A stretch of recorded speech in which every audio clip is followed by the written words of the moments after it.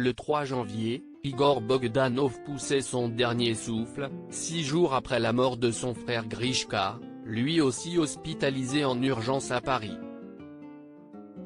Les deux frères n'avaient pas voulu se faire vacciner contre la Covid-19, estimant qu'il était en bonne santé, sportif et qu'il faisait attention à leur hygiène de vie.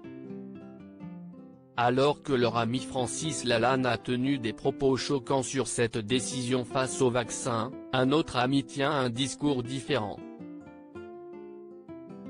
En effet, après les obsèques des Bogdanov, organisées à la Madeleine, avant un enterrement privé dans le Gers, le magazine L'Op relate leur vie et donne la parole à plusieurs proches.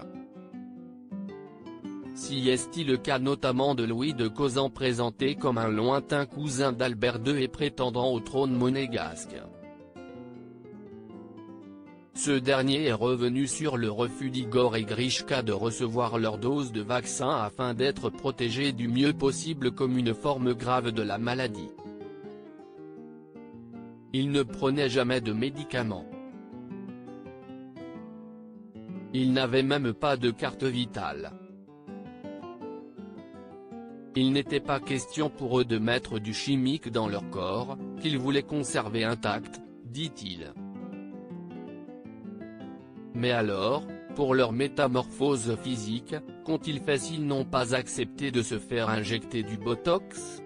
Louis de Causan pleure la mort de ses amis, dont il dit qu'ils préféraient être perçus comme des ovnis que comme des vieux, et le comte assure être très affecté par la disparition de ce qu'il considérait comme des pères spirituels.